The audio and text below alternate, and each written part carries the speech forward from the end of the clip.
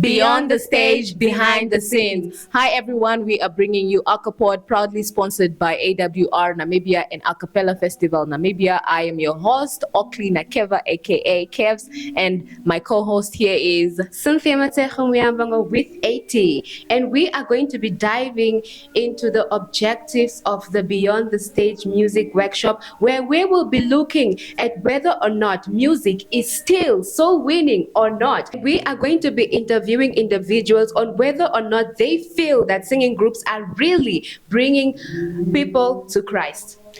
Are singing groups still doing what they are expected to be doing? Are they still bringing souls from outside? And are they still leading the folks that are in the church to Christ? That's what we are going to be delving into today. We are going to be speaking to individuals who are already in singing groups and those who are non-singing members.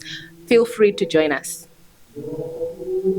Good afternoon. Welcome back to Accapod, and you are with Teko and Patrick Ileka. Okay, so Patrick Ileka, I want you to tell me, do you sing for any group? Yes, I sing for 3 at the moment. Mm-hmm. One of them is Higher Praise. Mm-hmm. Another one is Revive Acapella.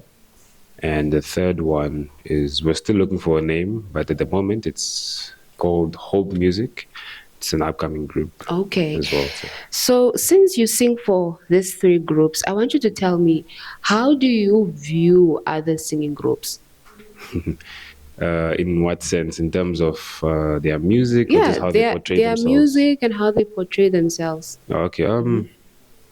Every group is different. Mm-hmm. So if you look at Solemn, you can tell, okay, yeah, that's Solemn. In terms of how they portray themselves, if you look at different groups, I think who or their purpose is what helps them have their specific identity. Mm-hmm. Let's say, for example, Elevate. Maybe some members in the group have experienced situations in life onto which where they down bad, mm-hmm. choice of words, but yes, and which found themselves in that situation where they're like, no, I want to give up on life, I want to give up this job, just hopeless situations, because most of their music is rooted in that. And when they sing, you can actually see that emotion. Mm-hmm. If you look at Solemn, it's more praise and worship. Mm-hmm. You can tell that they're rejoicing, that they have, when they sing, most of their music is rooted in thanking the Lord and mm-hmm. praising Him for what the Lord is doing for them. So in terms of, even choirs as well have their specific sound. If you look at Higher Praise and Young Disciples, they're both large choirs, but they have a different sound as well. If you look at YD, it's more praise and worship, also more vernacular languages, because mm-hmm. I think they have an understanding that songs in Ubuntu languages, I guess, mm-hmm. Has a different emotion, has a different impact on people. Mm-hmm. And for Higher Praise, for that matter, also, most of their songs are in English, yes, but they do have other songs in maybe South African languages. So you can tell the sound changes just by the language itself. Yeah. Okay. So that was Patrick, one of our staff members from the media and marketing team. So that's all from us. Good day. Hi, everybody. I'm Patrick, and this is... I'm Vanessa Sangwali. Yes, and I have one question for you, maybe more, depending. But the first one is, how has music been the driving force for you in terms of a spiritual life? You've mentioned that music has more of an impact to you compared to sermons. Can you elaborate on that? Okay, for me, music speaks to me more than sermons do. I've heard 1,000 sermons, but I've not been convicted by that. But it took just a song to bring me back to church. So for me, I'll say music has really shaped my life. I was at a point where really I didn't see the importance of coming to church, but because I was in a singing group, I was part of Young Disciples, it kept me in church, and I looked forward to coming to church.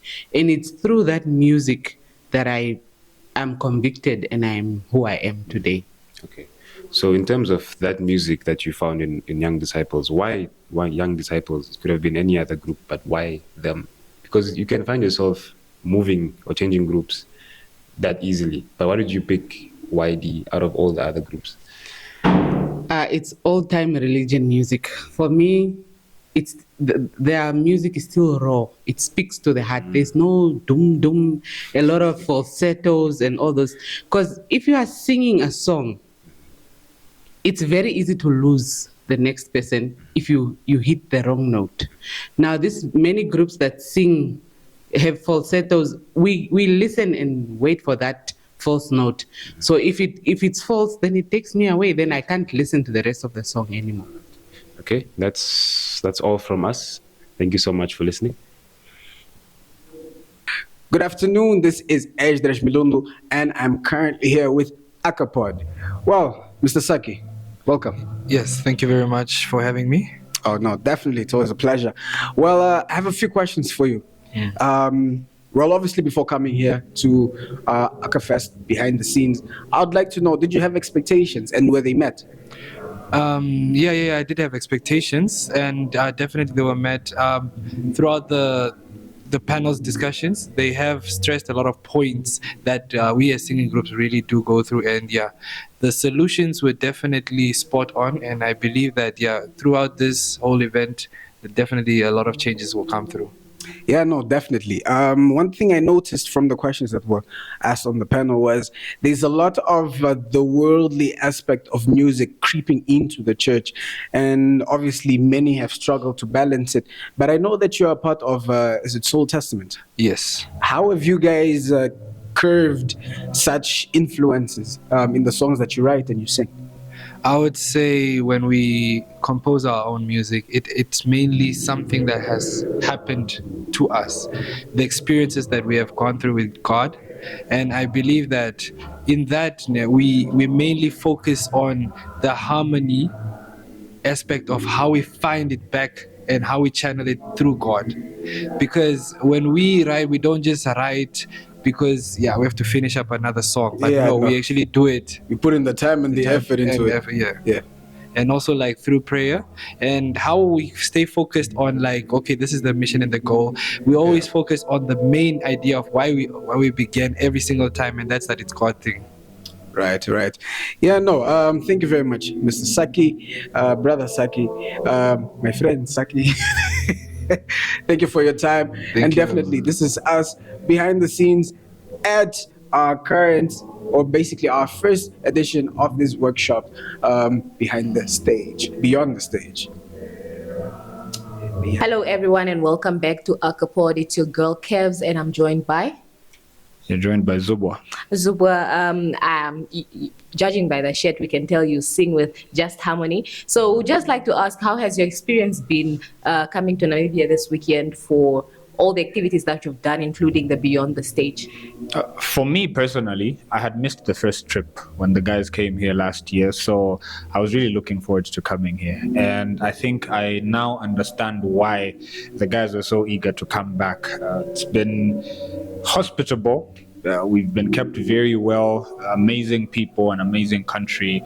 And if I were asked to come back, I would definitely do so without thinking about it twice. Yeah. Okay, we are glad you enjoyed. So based on the workshop that's going on today, how is it for you? How are you finding the activities, the presentations given by the people?